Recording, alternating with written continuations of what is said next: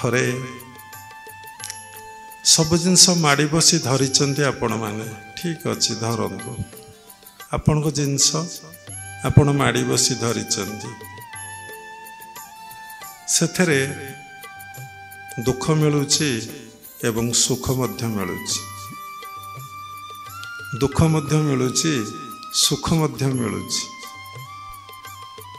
ବେଳେବେଳେ ଭାରି ଦୁଃଖ ମିଳୁଛି, ସୁଖ ବି ମିଳୁନାହିଁ। ଯାହା ମିଳୁନା କାହିଁକି କେବେ ଛାଡ଼ିବାକୁ ଇଚ୍ଛା ନାହିଁ, ପୁରା ମାଡ଼ି ବସି ଧରିବାକୁ ଇଚ୍ଛା ଅଛି। ଆରେ ସବୁ ତ ମୁଁ କରିଛି, ସବୁ ତ ମୋର, ଜାଣୁ ଜାଣୁ ଶୁଣୁ ଶୁଣୁ କେମିତି ଆକୁ ଛାଡ଼ିଦେବି। ଠିକ୍ ଅଛି, ଇଏ ଗୋଟେ ଅନୁଭବ ଆପଣ ପାଖରେ ଅଛି। ଏ ଅନୁଭବରେ ଜୀବନ ନିର୍ବାହ ହେଉଛି।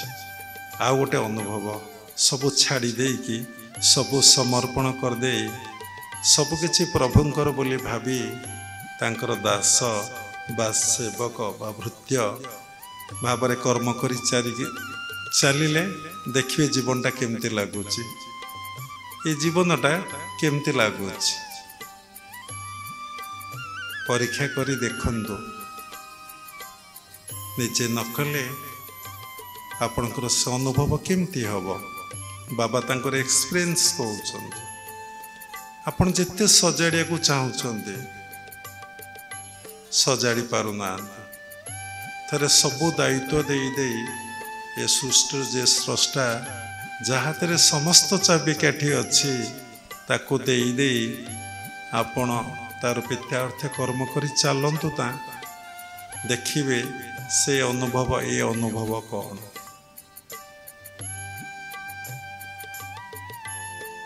ତେଣୁ ସାଧନା କରନ୍ତୁ। ଯାହା କହିଲେ ଗୁରୁ ତାହା ହିଁ ବିଶ୍ୱାସ କରି ସାଧନା କରନ୍ତୁ। ସାଧନା କରିବାକୁ ହେଲେ ଚାରିଟି କଥାର ଆବଶ୍ୟକତା ଅଛି ବୋଲି ଗୁରୁଦେବ ସବୁବେଳେ କହୁଥିଲେ। ପ୍ରଥମେ ହେଉଛି ଶ୍ରଦ୍ଧା। ତେଣୁ ଶ୍ରଦ୍ଧା ନ ରହିଲେ କାହାରି ସାଧନା ହେବନି। ଆଦୌ ଶ୍ରଦ୍ଧା, ତତ୍ପର ସାଧୁ ସଙ୍ଗ, ତତ୍ପର ସାଧନା, ତତ୍ପର ସିଦ୍ଧି। ଗୀତାରେ ଲେଖା ଅଛି, ଶ୍ରଦ୍ଧାବାନ ଲଭେତେ ଜ୍ଞାନ, ତତ୍ପର ସଂ ଜିତେନ୍ଦ୍ରିୟ, ଜ୍ଞାନଂ ଲବ୍ଧା ପରାଂ ଶାନ୍ତି, ମଚିରଣେ ଅଧିଗଚ୍ଛତି। ତେଣୁ ଶ୍ରଦ୍ଧାବାନ ଲଭେତେ ଜ୍ଞାନ। ଶ୍ରଦ୍ଧା ହେଇଛି ବୋଲି ଆପଣ ଆସିଛନ୍ତି, ଶ୍ରଦ୍ଧା ହେଇଛି ବୋଲି ଆପଣ ବସିଛନ୍ତି, ଶ୍ରଦ୍ଧା ହେଇଛି ବୋଲି ଆପଣ ଶୁଣୁଛନ୍ତି, ଶ୍ରଦ୍ଧା ହେଇଛି ବୋଲି ଆପଣ ସାଧନା କରୁଛନ୍ତି। ଶ୍ରଦ୍ଧା ଗୋଟେ ଓଡ଼ିଆ ଶବ୍ଦ ନୁହେଁ, ଶ୍ରଦ୍ଧା ହେଉଛି ଗୋଟେ ସାଂସ୍କ୍ରିଟ ଶବ୍ଦ। ଶ୍ରଦ୍ଧା ଅର୍ଥ ବିଶ୍ୱାସ। ଛାଡ଼ନ୍ତୁ, କହିଲେ ବହୁତ ସମୟ ଲାଗିବ। ତେଣୁ ଆପଣ ଭାବନ୍ତୁ, ଶ୍ରଦ୍ଧା ମୋର ଆସିଛି।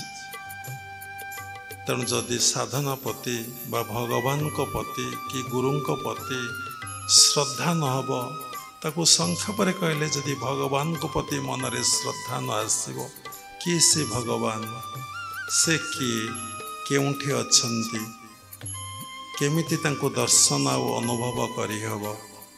ଯଦି ମନରେ ଏଇ ଶ୍ରଦ୍ଧାଟିକ ନ ଆସିବ, ତାହେଲେ ଆମର ସାଧନା କେତେବେଳେ ହେବ ନାହିଁ। ନିଶ୍ଚିନ୍ତ ଶ୍ରଦ୍ଧା ଅଛି, ଆମେ ଆସୁଛେ, ଦୀକ୍ଷା ଗ୍ରହଣ କରିଛେ, ନଥିଲେ କିଏ କେତେ ସନ୍ଧ୍ୟାବେଳେ କିଏ କୁଆଡ଼େ ଚାଲି ଯାଉଛନ୍ତି, କିଏ ମୋବାଇଲ ଦେଖୁଛି, ଆଉ ତ ଟିଭି ଦେଖିବା ଯୁଗ ନାହିଁ, ଆଉ କିଏ ବସି ଖେଳୁଛି, କିଏ ବୁଲିବାକୁ ଯାଉଛି, କିଏ ପାର୍କରେ ଦିନ କାଟି ଦେଉଛି, କିଏ କେମିତି ସମୁଦ୍ର କୂଳରେ ବସି ଦିନ କାଟି ଦେଉଛି।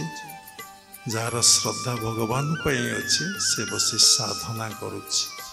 ମନେ ବଣେ କୋଣେ ତାଙ୍କୁ ଡକାଯାଏ। ମନରେ 24 ଘଣ୍ଟା ଆପଣ ତାଙ୍କୁ ସ୍ମରଣ କରୁଥିବେ।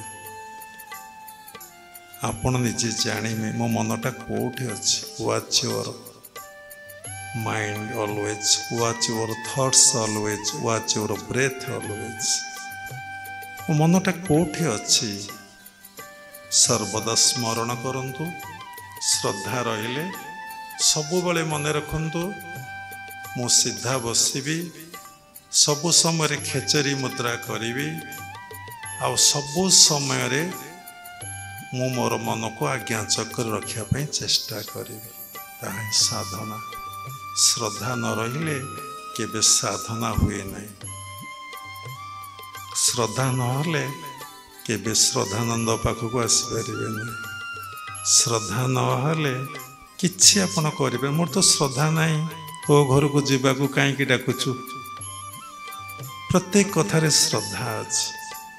ଯଦି ଶ୍ରଦ୍ଧା ନାହିଁ ସେ କାମଟା କେବେ କରିହେବ ନାହିଁ।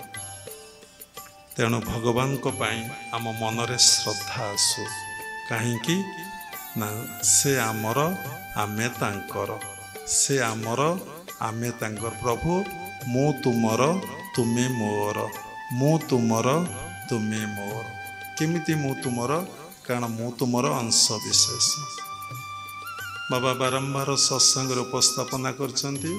ଗୀତାର 15 ଅଧ୍ୟାୟ ପୁରୁଷୋତ୍ତମ ଯୁଗରେ ଲେଖା ଅଛି, ମହିମାଂସ ଜୀବଲୋକ ଜୀବଭୂତ ସନାତନ ମନ ଷଷ୍ଠେନ୍ଦ୍ରାଣୀ ପ୍ରକୃତି ସ୍ଥାନି କର୍ଷତି। ଆମେ ସମସ୍ତେ ଗୋଟେ ଗୋଟେ ଜୀବାତ୍ମା। ଆମେ ପରମାତ୍ମାଙ୍କର ଅଂଶ ବିଶେଷ। ଯେତେବେଳେ ଆମେ ତ୍ରିଗୁଣ ରଜ୍ଜୁରେ ବାନ୍ଧି ପଡ଼ୁଛେ ସେତେବେଳେ ଆମେ ଜୀବାତ୍ମା ବୋଲି ତାଙ୍କଠାରୁ ଭିନ୍ନ ବୋଲି ଆମେ ଭାବୁଛେ। ଯେତେ ଚେଷ୍ଟା କରନ୍ତୁ ଜୀବାତ୍ମା ବୋଧଟା କେତେବେଳେ ଯାଉନାହିଁ କି ଯିବ ନାହିଁ। ଅନେକ ଜନ୍ମ ଧରି ଆପଣ ଆସିଲେଣି, ଜୀବାତ୍ମା ବୋଧଟି ଯାଉନାହିଁ।